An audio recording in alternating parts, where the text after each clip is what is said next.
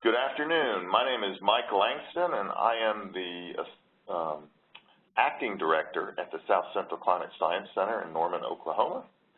And you are joining the Rio Grande, Rio Bravo webinar that is in preparation or introduction to our forum, which is coming up in a month. Today we have a special treat. We have two researchers who have been working on this Rio Grande, Rio Bravo project for more than 2 years now. It's 2.5 years now, if I remember right. We have both Sophie Plassin, who is a postdoc working on this project, and the PI for this project, Jennifer Koch.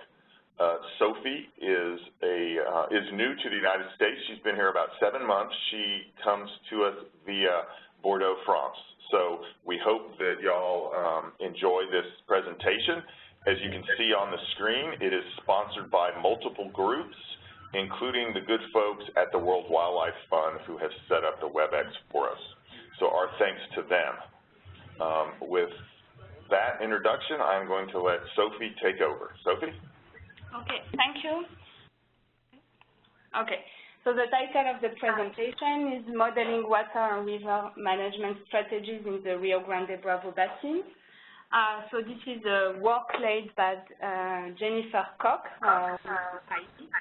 and I prepared this presentation with Kelly Vacher, who is assistant professor in Oregon State University, and Kindra Hanson, who is a graduate student at the Department of Geography and Environmental Sustainability.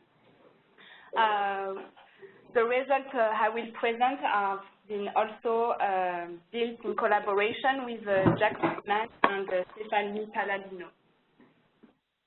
So first of all, I will give you an overview about the Rio Grande Bravo Basin. From an ecological point of view, this is a large watershed which covers an area of 552,000 square kilometers.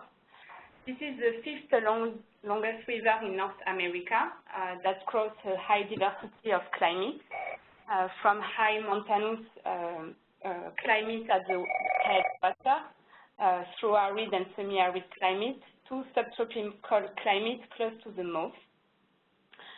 This river crosses also a high diversity of ecosystems, as we can see on the map on the left side. So we have more than 10 ecoregions. But what we have to remember is that the Chihuahua Desert covers around 50% of the basin. So this is a basin that is dominated by arid and semi-arid ecosystems. So this has an implication in terms of water availability for the people. So if we upscale and compare the Rio Grande Basin with other international rivers, we can see that it is one of the most water-scarce basins in the world, with availability of water between 0 and 500 cubic meters per person and per year. Which is under water stress threshold. From a social point of view, so this river crosses several political boundaries. So 2 countries, US and Mexico, but also 8 states. So 3 states in the United States and 5 states in Mexico. And because of this low availability of water, so several binational and interstate agreements have been established between the state and the country in order to regulate and share the water. In terms of water use, so in the basin, so this data comes from USGS and the CNA from Mexico. So agriculture is the main consumer of both ground and surface water, followed by the public supply. And this is interesting to compare. Oh, I cannot. Okay. Sorry.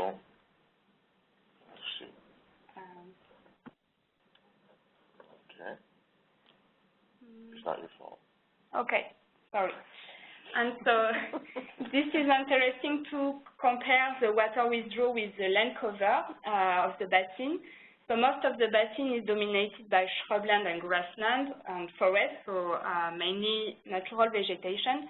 And agriculture covers 3.5% of the basin, but consume an estimated 90% of the total surface water withdrawal.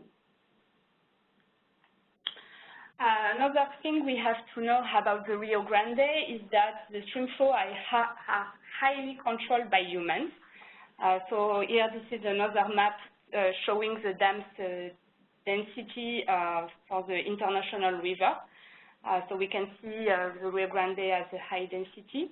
And this dam, like Elephant Butte Dam, has been built in order to control the flood, but also to fulfill the different interstate and binational agreements. So the Rio Grande, the flow regime in the Rio Grande are characterized by high spatial and temporal variation. So here we have the map showing different gauges, and on the left, and on the right, the annual average flow in cubic meter per second, and the minimum and maximum value for long time period, so according to the data from the 70 to 2016. And what we can see, I cannot choose my, is that so at Hotowi Gauge, which is located between Colorado and Mexico, so the flow are on annual average of 40, but they will decrease progressively and will be strongly depleted in Fort Kittman, which is where is located the Forgotten Ridge. Then they will increase because of the confluence with the Rio Conchos. They will also increase below Amistad because of the confluence with the Pecos River, and finally decrease close to the mouth. And what we can see also is that we have a spatial variation, but we have also a time variation. So here this is the value, minimum value between 71 and 2011. So close to the mouth, we can see that the minimum value has been 1 cubic meter per second to 100 cubic meter per second. The Rio Grande also has major environmental issues. So it has been classified as one of the most endangered rivers in the world because of over-allocation of water, but also because of alteration of riparian and aquatic ecosystems that are critical habitat for endangered species, such as the southwestern willow, flycatcher, and the Rio Grande silvery minnow. Because also of a modification of sediment distribution due to changes in flow regime and invasion of exotic riparian vegetation. So in the photo, in the bottom, we can see prescribed fire to control the giant cane. And also because of the degradation of the water quality with an increase of salinity, bacteria, nutrients, and heavy metal. So with spatial variation in the basin. So now I will describe the motivation of our study. So the Rio Grande Bravo Basin will have to face two major challenges in the next year. The first one is the population growth, which is expected to double, and this will lead to an increase of water demand, and so probably an increase of water withdrawal. But also, despite the uncertainties, climate is expected to change, and this will have a major impact, both in terms of quantity, with a reduction of surface water inflow, due probably to a reduction of a snowpack, but also change in terms of that will increase the variability, both temporal and spatial. And this will generate a decrease in the water supply for the population. So those challenges motivated the research question for our modeling research, which is how may water use and land use management strategies affect the basin under distinct scenario of climate change and population growth. So the objective we have in this project is first to construct a spatially explicit agent-based model of the basin in order to understand how regional decision-making and behavior affect and is affected by dynamics at the basin level, and explore alternative future system responses resulting from different management strategies under changing social and natural conditions. So now I will present the method that the team has followed for the model, to build the model, and how from the river that we frame as a system, we draw a conceptual model and that we use for simulation purposes. So the first important thing to know is that we build this model based on interdisciplinary collaboration between social and natural scientists because we consider that the complex problems the Rio Grande has to face needs skills and knowledge from different disciplines. And we also want to integrate the complexity of the human decision-making in this model, combining qualitative data with pre-existing quantitative databases. So we use data and knowledge from 3 disciplines in this project, so hydrology, geography, but also anthropology. And the modeler has been playing the role of facilitator to integrate this data. We use the modeling framework Envision. So what is Envision? This is an integrated modeling platform that is used to analyze human natural system dynamics. So in the graphic below, you have a representation. So this is a spatial, so we have a multi-agent component and a landscape component. So the landscape component is a geographic information system-based tool where we locate agents that make decisions in terms of water use, but also land use. So this platform has been developed by Oregon State University, and if you want to have more information, you have the website here. So in the specific case of the Rio Grande, we implement 3 subcomponents. Actually, we have an hydrologic model, a landscape model, and a multi-agent model. So for the hydrologic model, we use a climate input data set to represent the evolution of the stream flow of the river, but also the evapotranspiration of the vegetation. And we also include the rules of the main reservoir.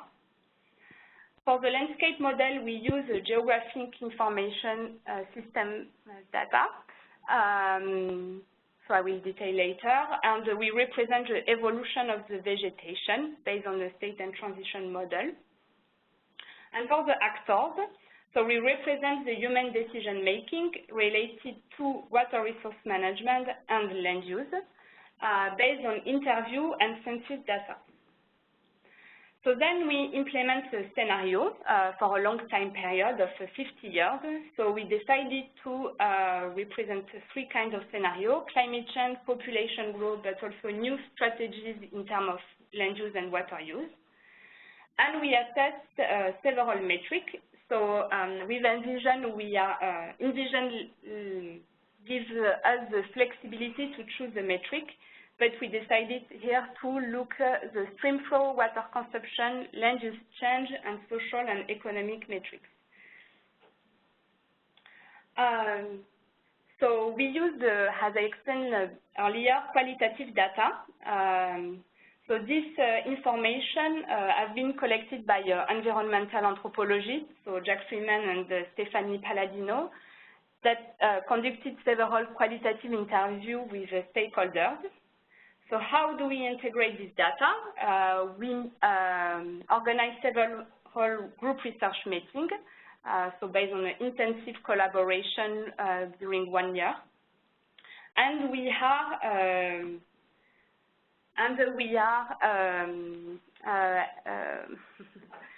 And we have creating several sub-products. So the first one is a concept map, so I will show you later. So this is a cognitive map that we use in order to map the perception of the stakeholders about ecological and social dynamics. Then another sub-product is a text analysis. So this is a computational analysis of text that counts word frequency and proximity.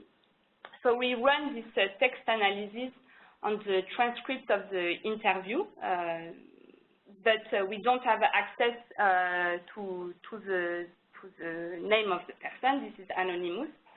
And the objective is to compare this result with the concept map in order to complement the conceptual model development.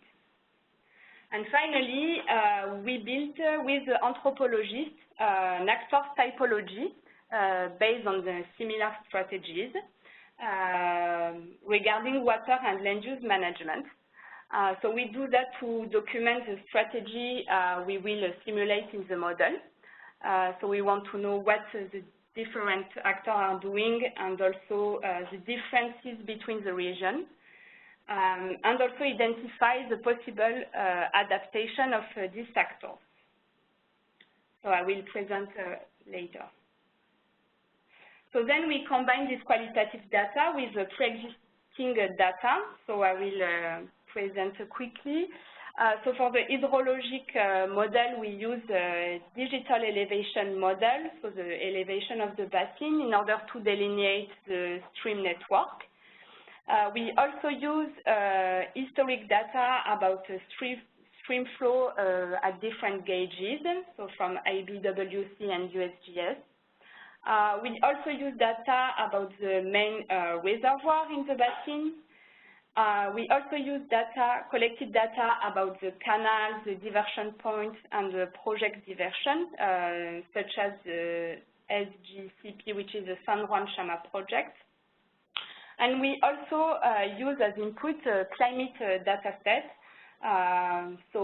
which are precipitation and temperature, minimum and maximum, for a long time period. For the landscape, we use the following data sets. So we have the land cover and land use. We also use the land ownership. So this is important to locate the actors. Then we use the political boundaries, so the counties, the state, countries, and the boundary also of the irrigation districts. For the actor, we collected data about the water use. So for US at the county level and for Rio Bravo for the Mexican side at the watershed level. And for the scenario, we will use future climate projection from local data sets. And so this data doesn't exist, but we will build a regression model to represent the population growth. So now I will present the preliminary results. So this is an ongoing research. We have 1 more year to finalize. So here I will present results both about the conceptual model development and some example of simulation output. So first I will present the concept map I explained earlier. So this is the concept map we draw with the anthropologist. So this is a little bit complex. I won't describe all the relationship, but I will give a big overview. So the different boxes represent the different topics that have been brought up during the interview. And so we categorized into different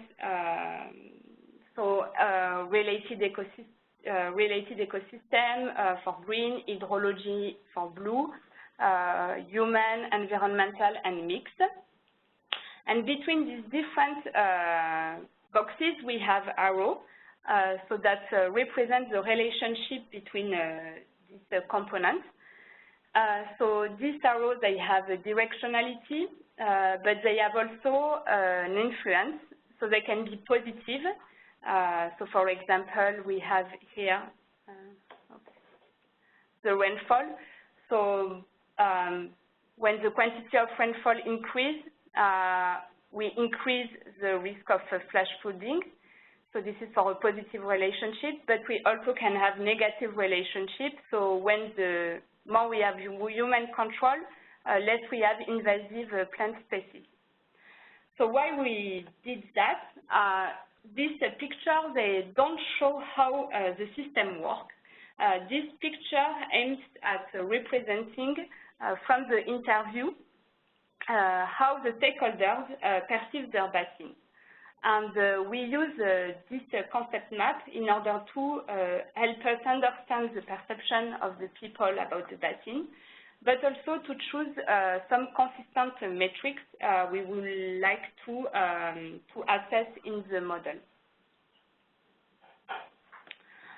So this concept map, we can extract several quantitative indicators. So here is a table summarizing these indicators. So we have 37 components related by 86 connections. Then we can define if these components are a driver, meaning that they influence other components of the system, so for example, the human control, or if they are a receiver, meaning that they are influenced by other components of the system, but they don't influence other components. So for example, endangered species. And then we have ordinary components, so they are both influenced and they also influence other components of the system. And we can also measure some metrics, like the density. So this represents the portion of the percentage of potential connections that are actual connections, and the complexity score, so which is quite high and confirm our hypothesis about the basin. So this is the first subproduct. The second subproduct I will present is an example of results from the text analysis. So this result comes from the text analysis that has been run for a test document. It has not been run for all the transcript of the interview. So in the left side, we have the topic, the different topics that have been identified by the text analysis. So this bubble, the red bubble, indicates that we have a bag of 4 words that made the topic risk, region, irrigation, and run. And in the right side, we have the most relevant terms that have been cited for this topic. So for this topic, risk, region, irrigation, and run, the example of terms that have been most cited are border, security, farm, and channel.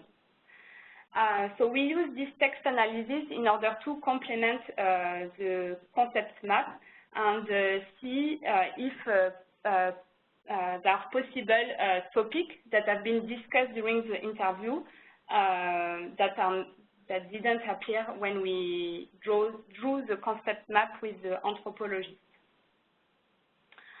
The third result I will present is the actor typology. So here I show again our framework. So this actor typology we use for our multi-agent model. So we built this typology with the anthropologist, and what I want to highlight here is this is a simple typology. We don't represent all the actors of the system because then it's too hard to simulate. So the first group we have are all the water user and landscape manager. So the first actor here are the farmers. So they are, as we saw before, are the main consumer of water. Then we have the urban planner. So they make decisions for water use in the city. Then we have the public NGO and land manager, such as the Bureau of Land Management on national and state park. So these actors, they don't withdraw water, but they manage big area of land, so they have an impact on the surface water runoff. Then we have the tribe. So the tribes, they use few water, but they have the priority. And finally, the recreation river tour operator. So they don't withdraw water, but they need minimum flow for their activity.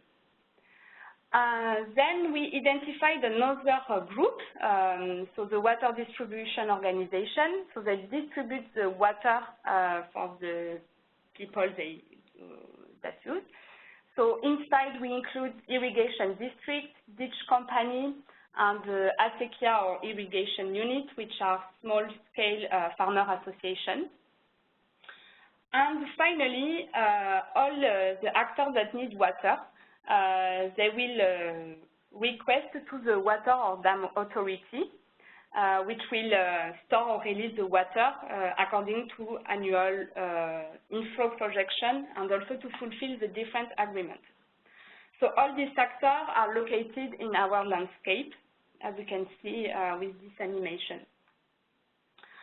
So then this is a work in progress, so I will give you just some examples, but for each of these actors, we define the strategy we will implement in the model. So here are some examples of actors, and here in the middle, some examples of the strategy we represent. So these strategies are related to the land use and the water management. So, for example, the farmer will have decisions related to the crop choice or the irrigation technology. The urban planners, they will have a strategy in terms of water price and the source of water they use. And what we are doing with the anthropologists is defining possible adaptation of the management, current possible adaptation, but also for the future, in order to integrate this adaptation in the future scenario. So for the crop choice, for example, it will be to increase the use of drought-tolerant crops. For the irrigation technology, it will be to improve the equipment. For the price, it will be to increase the price, and the water source to release the surface water from farmers. So this is an example. So we will keep working and integrate this different strategy in the model. The four results I wanted to show you is the spatial environment of the model. So just to remember our framework, so this is here, what kind of data we integrate in the landscape, to represent the landscape, sorry. So here I show the different layers we used. So we have the watershed and the stream network and the land cover to represent the ecological data that we intersect also with more social data, so the boundary of the county, but also the data about the land ownership. And in order to build a spatial environment of our model, so we'll make a zoom. So here, this is a zoom of the spatial environment. So each polygon represents a landscape unit, and for each of these polygons, we locate our different actors I presented earlier. So for example, the first one here, this is a polygon located on a cultivated area, so it's managed by a farmer. This polygon in red is an artificial area, so this is managed by a urban planner. And so, based on the intersection of these different layers, we obtain 75,000 landscape units where we will locate the actors. So regarding the spatial environment, I also highlighted here that in the lower Rio Grande Valley, so close to the Moose, on the US side, we have a HEDAC to delineate the boundary of the system. So in blue here, you have the catchment boundary of the system. Okay, sorry. And so this is the catchment boundary. Here's the river. Here, this is the irrigation district. in red, and in yellow, this is 3 counties. So these irrigation units and these counties are not located in the basin. However, they use the surface water from the Rio Grande for agriculture and domestic purposes. So from an hydrologic point of view, we could consider this area not in the system and as an external factor. But as this is a very heavy consumer of water, so we decided to include this area in the model, and so to increase the spatial extent of our boundary. So finally, I will show you how some different aspects of the hydrologic model. So just to remember the framework, so this is the data we use for the hydrologic model, okay? So for the hydrologic model, we use an Envision extension, which is the Flow plugin. So this is a semi-distributed model, and it provides a flexible framework for representing the main hydrologic processes in the basin.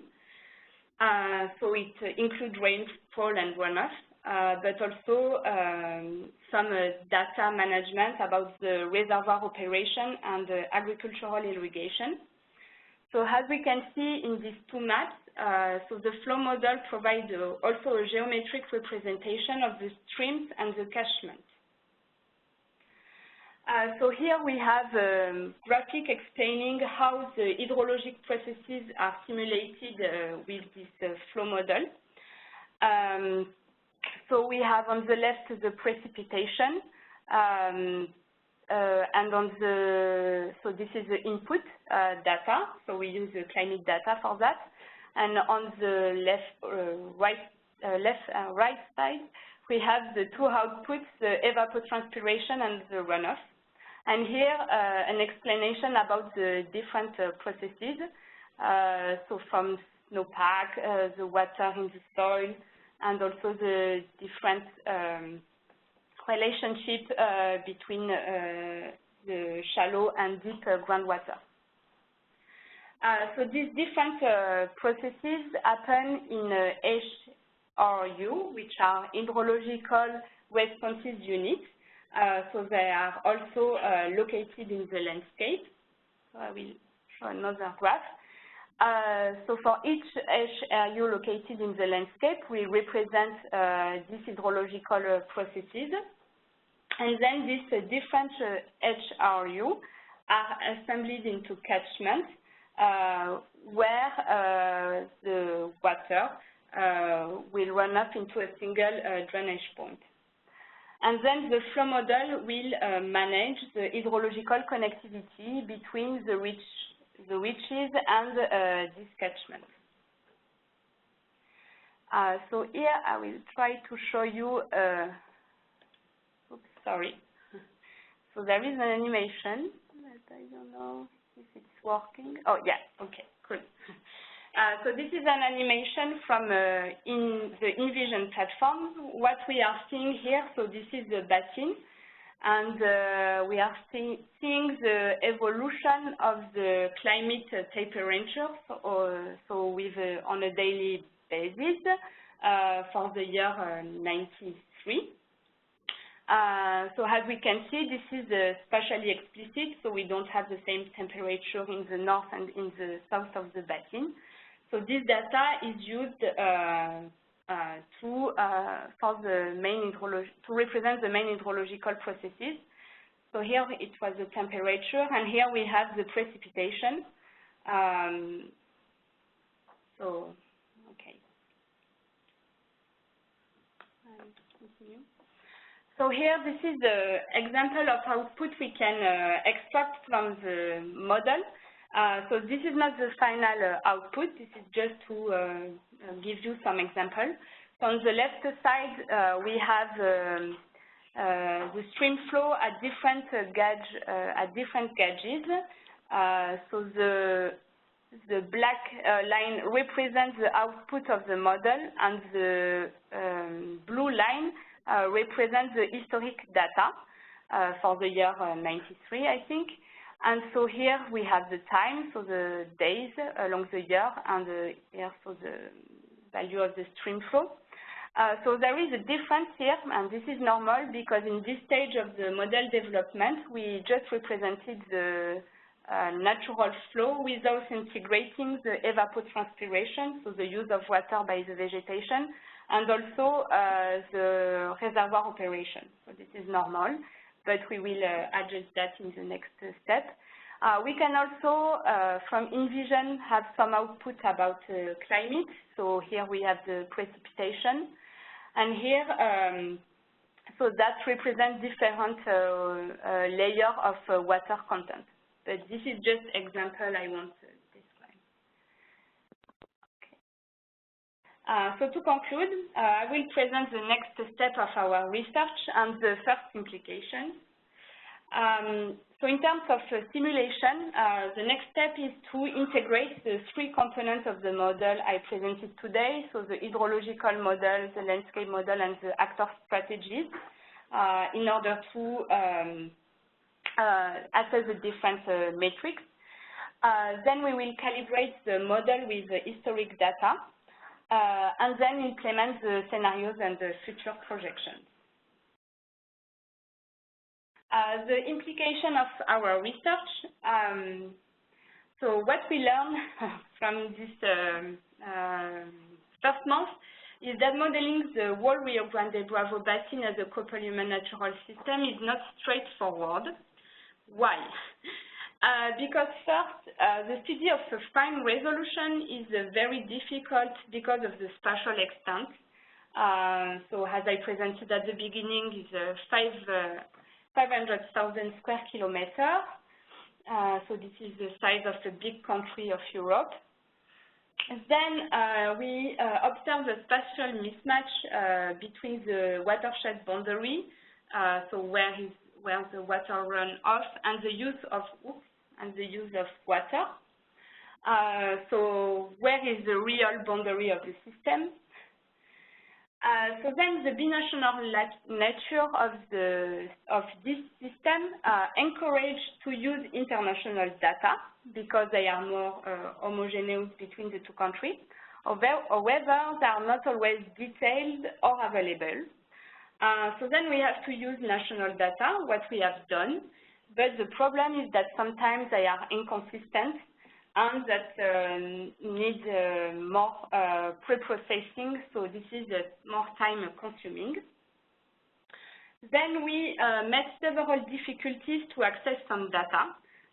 So for example, I give some example here about the water use and the climate data at high resolution in Mexico.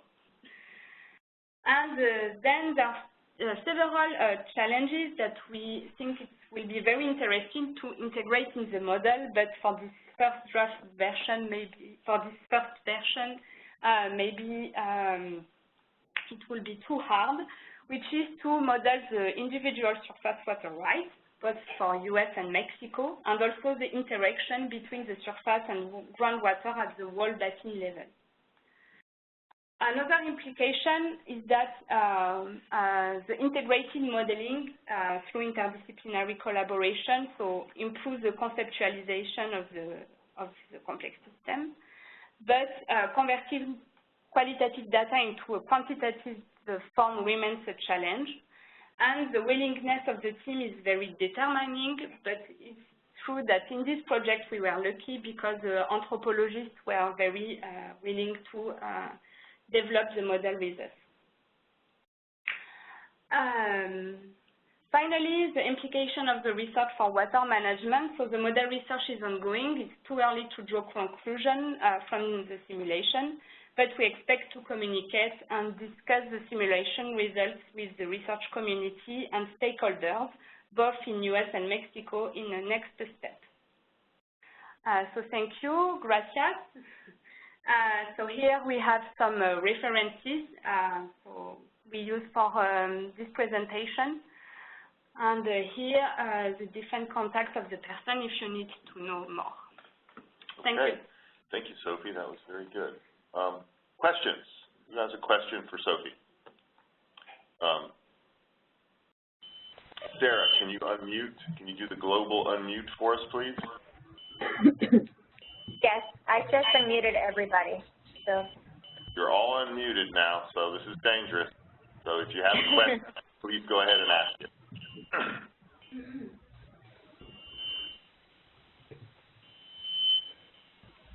Hi, Sophie. Here is Jed. Can you hear me? Yes. Yes. All right. What is the time series of your data that you are using for the modeling? I don't know if I missed it at the beginning. So for calibration, the climate data we use is from 19 to 2013. Then for the land use, so we don't have yearly data for all this year. Maybe I can come back. For the land, okay, sorry. So for the land use, for Mexico and US, we use 2011. This is the spatial data we have. Okay. Okay. So here the climate data, we use a 6-kilometer resolution from 90 to 2013. The stream flow and the gauge observation, so we have the data, it depends on the gauges also, because we will have to calibrate the model with several gauges, but we also have daily data for this time period. Then for the land use, so this is more complex. For the land cover, we have the year of 2010. And for the land use, so for the US side, we have yearly data from 2008 to 2016, but for Mexico, we only have the 2007. So then the land ownership, this is not time series data. This is more the climate data, actually, and the land use. Chad, did that answer your question? Yeah, so some of the data is time series and some are data points, right? Yes. Yes. Okay, thank you. Okay. Other questions? Hear me? Yes.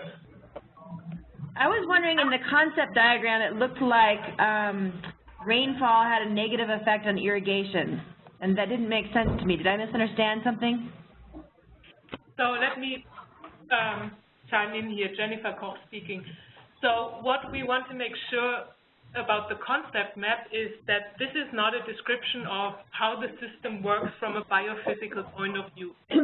So this is a filter that the environmental anthropologists provided, and it's a description of what they heard in their interviews, people talking about how they perceive how the system works.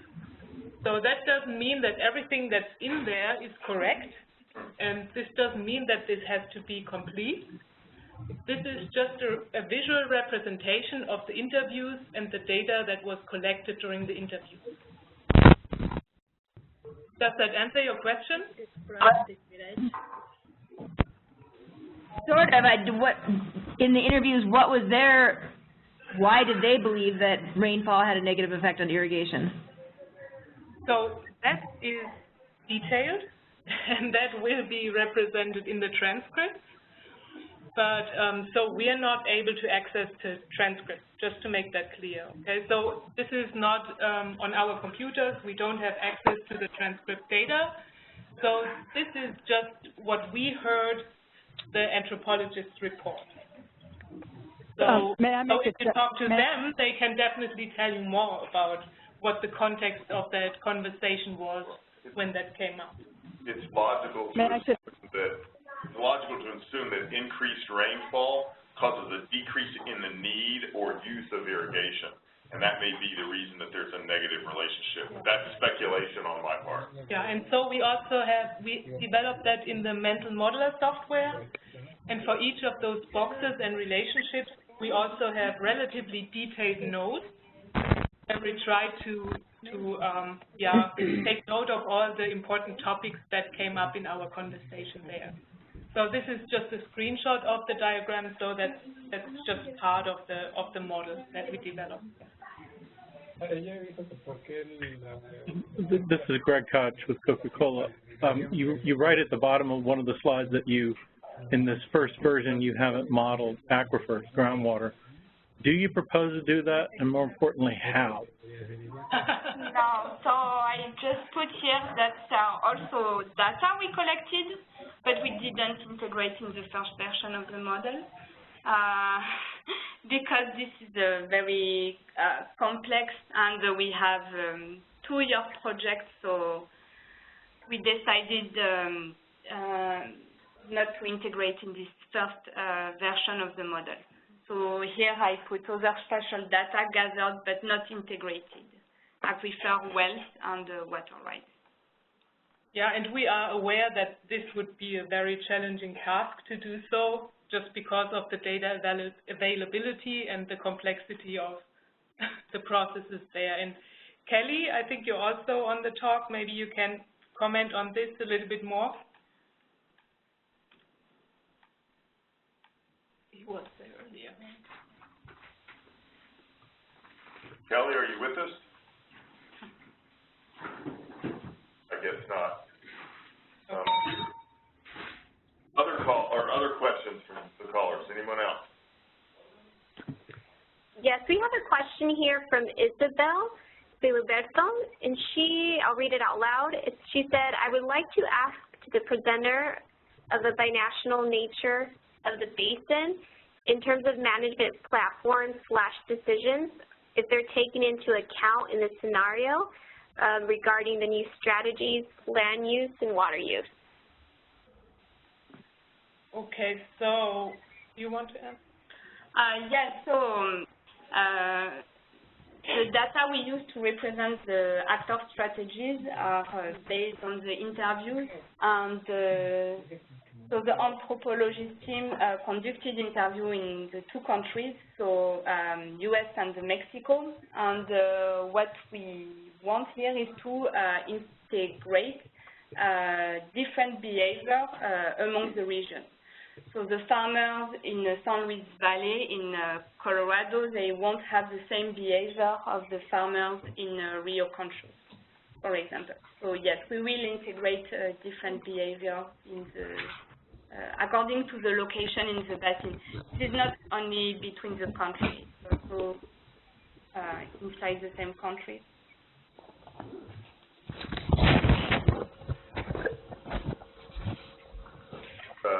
Caller, did that answer your question? If you're not actively asking a question, please mute yourself. We're getting some feedback. So, other questions?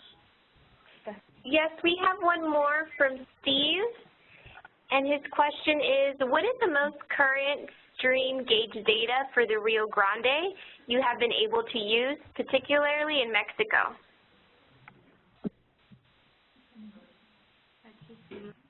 Most recent stream gauge data in Mexico. Okay, so I have the same problem actually. So I didn't included the details here, but I'm also interested by that because we have detailed historic data for the gauges from USGS for the Rio Grande and the tributaries of the Rio Grande. We have daily data along the border from IBWC, so for the Rio Grande. However, I'm still looking for data also, daily data of gauges in Mexico. And I don't have the answer to this question, so if someone knows, I will be very happy to know where I can get this data. So do you have any hydrologic flow or gauge data from Mexico? No, right now, no. Okay. just the ABWC, so this is along the border, the Rio Grande. But for the tributaries, we have at the confluence with the Rio Grande, because it's recorded by ABWC, but we don't have along the tributaries. So if anyone on the line knows of a source of that data, please send it along to the email addresses that are listed in the last slide, and we'll flip up to those in a few minutes so you can see those. Again, we'd be very interested in having that information. So I think I saw another question come in. Is that right, Sarah? Can you read it to us? So this is the next question for Sophie. Considering in the test of the model the amount of water needed to maintain some of the hydrological and ecological processes in a medium or long term inside the basin? So it will be a scenario we will model, but yes, of course, we want to include that also in the model, representing the environmental flow and see the impact on the stream flow and also on the land use, because the thing is we have an over-allocation of water in this basin, so if we increase the stream flow for environmental purpose, some other user of water will have to leave this flow, so we want to represent that in the model. Yeah, and so that was definitely on our list of interesting indicators. And that also came up in that concept mapping exercise, that this is something that people in the basin are very interested in.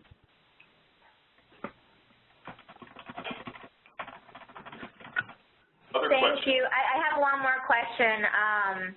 This one, if you could explain a little bit more on the uncertainty of the model. That's a very good question.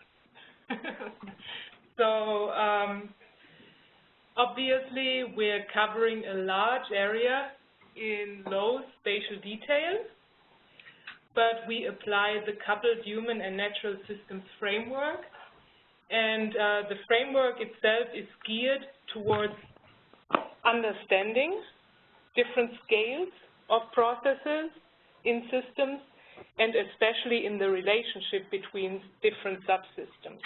So what we're aiming at with our research is not to provide the best possible, very detailed modeling or simulation of the subsystems, but to understand how the different components are related and affect each other. And that's the focus of our research. And just given the spatial extent of the study area, of course, we have high uncertainty in our simulation results, but by having this, well, relatively intense collaboration, we also hope to, at some point, include more stakeholders, present our simulation results to stakeholders to make sure that we get the trends correct. And that's what we're mainly interested in, to be able to understand trends at the basin-wide scale, to learn more about the relationships of the subsystem. And I know that's not a very like engineering, biophysical answer to that question, but that is also not what this research is about.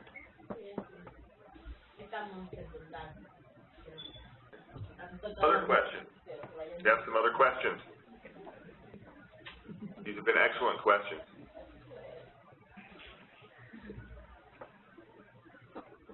I have a question. That area near the mouth that was outside the watershed, but you chose to include it because it withdraws a lot of water, consumes a lot of water for irrigation. What was your source of information on the amount of water? Are there good records kept? So for the counties, we use the data from USGS. So it's a gauge of some sort, or is it what they're reporting as far as water being consumed? So the methodology USGS used to assess the water withdrawal, I don't know, but this is a county level. We have the consumption per sector, so per agriculture or for domestic purpose. And also, from a coupled human natural systems point of view, that is currently a very important research topic to identify the system boundaries that include both, like the social system component and also the ecological system component. And just from our collaboration, we felt that this is such an important topic that we have to include it in our simulation model. That's why we made that decision to include these 3 counties. Seems like a good decision. I think I would have made the same decision. And we've got 3 minutes left. Any other questions? No, just a comment, Matt. I will send the data name about the hydrology for the Rio Concho Basin to Sophie. Don't worry about it.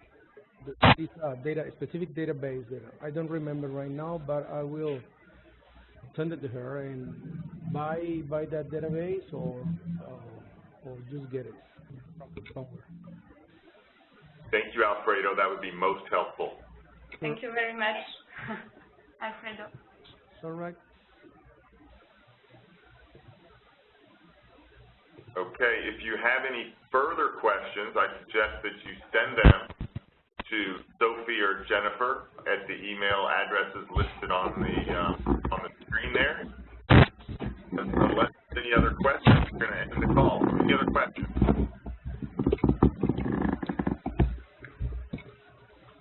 Thank you all for joining us.